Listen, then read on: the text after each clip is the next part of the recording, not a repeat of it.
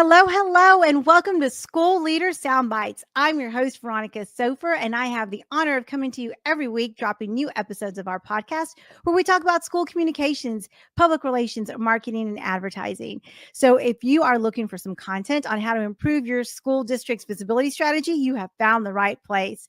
I come to you every week with more than 20 years of experience in school communications, and I love talking about all the things you need to know to improve your school district's presence in your community. So let's go ahead and get this episode started. But before we do, don't forget to hit subscribe. We don't want you to miss any episodes of School Leader Soundbites. And if you're watching on YouTube or Facebook, drop us some comments.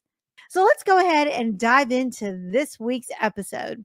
Now, some of you ask me how it is it's time to make sure your resume has been updated or it's time for you to go out there and start finding the next challenge. Well, really, the question is always your resume should always be looked at and updated at least twice a year, and all of your content should be reviewed because oftentimes when you find that perfect job or the next district that's right for you, your materials aren't ready. So you're working at the last minute to put together content that is not readily available. So here are some things to be thinking about. These are some resume essentials.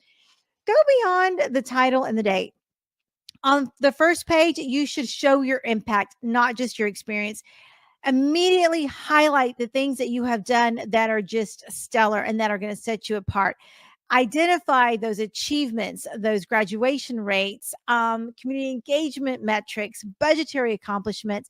Let the numbers tell the story. Data is really important, especially as recruiters are sifting through some of those initial packets. So you want to make sure that you are showcasing your impact, not just your experience. Because if your resume on first glance on the first page shows some data that is really impressive, and they look at the next couple of applicants who just have where they went to school or where they worked, I guarantee you they're going to give your resume a little bit more eye time. And that's really important. Now, when you're also working on your resume, make sure you're using action-oriented language. Words like led or innovated or increased convey proactive leadership. Avoid generic terms and focus really on what sets you apart. So you led this initiative, you created this opportunity for your district. Use action-oriented language and really focus on the relevant skills. That's going to be really important. The district wants to make sure that you're a good match for them, and you want to make sure that they're a good match for you. So make sure you talk about the things that you value and the things that you're passionate about, whether it's crisis management, curriculum innovation, or team building, or fiscal stewardship. Make sure you focus on those relevant skills and always keep it concise. Recruiters often prefer 2-page resumes, but that doesn't mean you can't have a 3-page resume. If you are what I like to call seasoned in this space, like many of us are, you really might have a 3-page resume, but try to be concise. And if you need help with that, find a professional who can help not only with the formatting, but the graphics and the language, because it will make a big difference. You don't want people to get bogged down in the details. So make sure your resume is concise. So now let's talk about crafting a compelling cover letter, because they always want you to put together a cover letter too. Address the district's needs right off the bat. Do your research. Look at what their challenges are, what some of their goals are, some of the changes that have happened in that district, and align how you can support that or grow it or even improve it. So don't be afraid at the very beginning of your cover letter to talk about some of the research that you've done and why you think that you would be a good fit for them, because every district is unique and you want to make sure that you're highlighting that.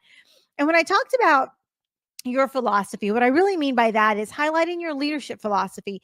Share what your values are and how you approach leadership.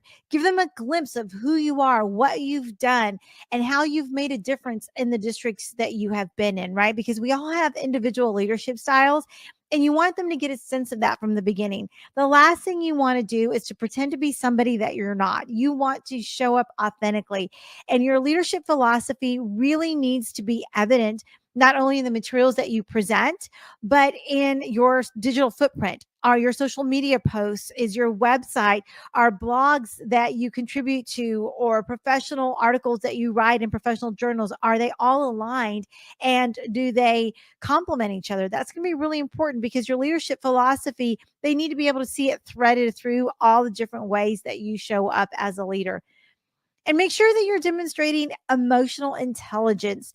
And what that really means is demonstrate some empathy and understanding, especially if the different district has faced some challenges. Maybe they've got a population that is one that you've served as well. And so share some of the insights into how you have utilized your emotional intelligence in improving a district you have been in that is similar. Now, if you haven't been in a district similar to theirs, that doesn't mean you can't express empathy. You just may have to go about doing it in a different way. So think through that and be responsive when you see some of the things that that district has posted or has made available to some of the candidates. And make sure the end of your cover letter has a call to action, a really strong call to action. Close with some enthusiasm for the role. Leave a strong impression and something that will really speak to their listening. That's going to be really, really important as you think about putting that cover letter together. We all know that we are stronger when we've got a team supporting us. And if you're a new superintendent without a communications team or someone dedicated to the communications function of a district, then reach out and see how my team and I can help you. We can serve as thought partners. We can provide you a la carte services such as graphic support, copywriting, speech writing. All those things are going to help you communicate more efficiently and effectively with your community. If you want to learn more, click the link below and schedule a time to connect. So now let's talk about a portfolio, because sometimes you're going to want to go in with a strong portfolio, right? So we want to do some case studies, some evidence of success. Share some of your case studies. Share some of the initiatives that you've put together, whether it's bond campaigns, crisis communication management, or curricular improvements. That's going to be really important.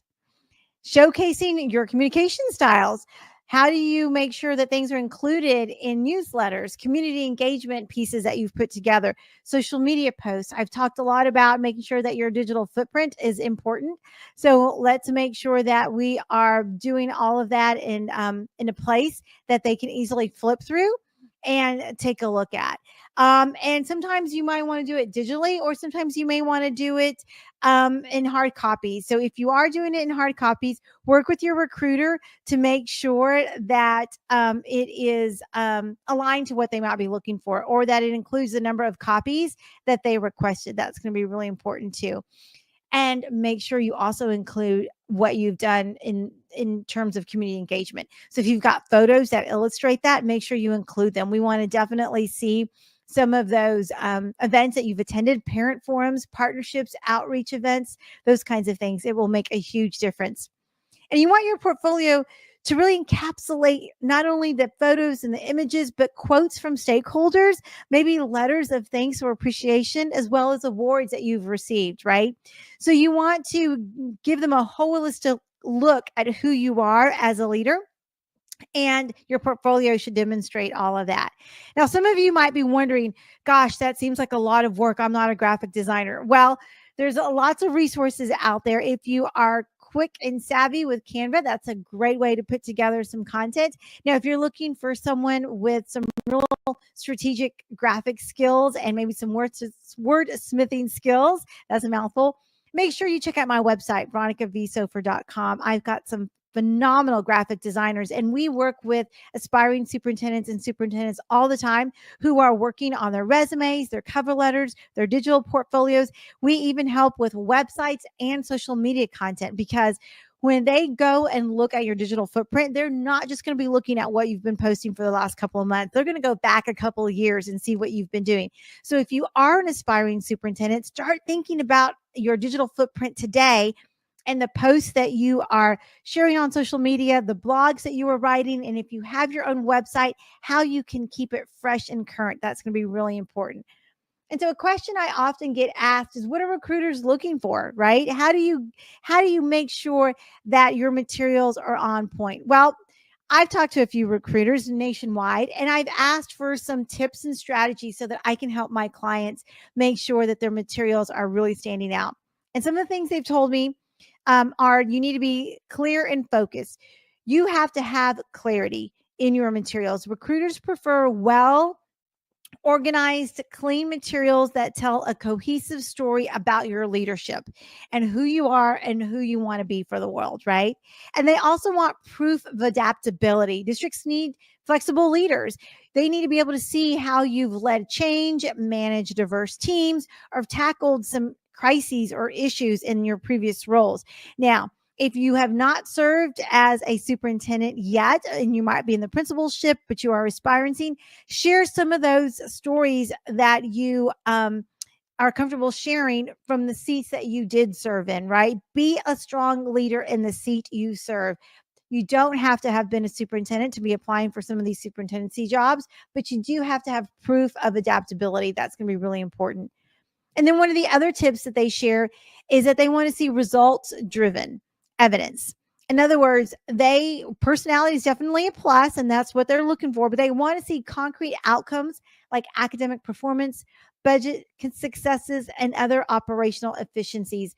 So if you have served on any tasks force in your district, then make sure you share those and what your role was. Maybe as a building principal, you served on a boundary committee, or maybe as an assistant superintendent, you served on some hiring committees. Those are going to be really important. So you're going to want to share data once again and show that you have results that have been driven by evidence. Those artifacts in your portfolio really need to speak to that. Community-centric perspective is also really important. Superintendents need to build trust in the communities that they're in. So you want to highlight how you've prioritized these relationships throughout your career, especially starting from the campus, if that's where you started your career at. Now, bonus tip, make your submission stand out. Personalization is key. Tailor each resume, cover letter, and material specific to that district when you can, but don't lose sight of who you are. Now, I always encourage my clients to brand you as a leader first. Do not just use the colors for the district you're applying for, because everyone's going to be doing that. But you also want to make sure that your brand is not necessarily associated with your last district in a negative way. In other words, stand out and make sure the colors speak to who you are, and that you are putting together materials that are more personable for who you are as a leader, but that can travel along with you. Use a professional design whenever you can. Now, sometimes I get asked, should I include my photo? Should I not include my photo? Quite honestly, I would defer to the recruiter's preference, because some districts say yes, some districts say no. I'm of the personal belief that they can look you up online and see what you look like and how you come across. So if they're already doing that, then why not put your photo, the photo that you pick out that best represents your style, on your materials? But again, sometimes we have recruiters that advise against it. So always have two versions, one with the photo and one without the photo. Regardless, at the end of the day, you want to be authentic. Let your personality shine, be genuine, be passionate about education. Make sure you share examples of why you think you are a good fit for this position. And my last piece of advice is triple check for perfection. Small errors can make a big impression. So proofread everything again and again, and give it to 3 other people to proofread as well. Because if we start proofreading our own materials, we will miss some of those errors. So hire a professional proofreader whenever you can. But if you are ready to put together that packet or that resume and cover letter, or maybe you're just ready to start that website or putting together some professional branding, make sure you give us a call. I've got packages available for people at all steps in their journey. You can learn more about that at veronicavsofer.com. So with that, I'm going to wrap up this episode of School Leader Soundbites. I want to help you make sure that your resume gets to the top of the class. So use some of these tips to improve. And at the very least, check your materials twice a year, because I guarantee you've got successes that you haven't thought about that you need to add to your materials. So with that, I'm going to wrap up this episode of School Leader Soundbites. As always, if you are listening on the podcast, make sure you hit subscribe. We don't want you to miss any episodes of School Leader Soundbites. And if you are watching on YouTube or Facebook, drop some comments. I want to make sure that I circle back with you. Until then, we'll see ya.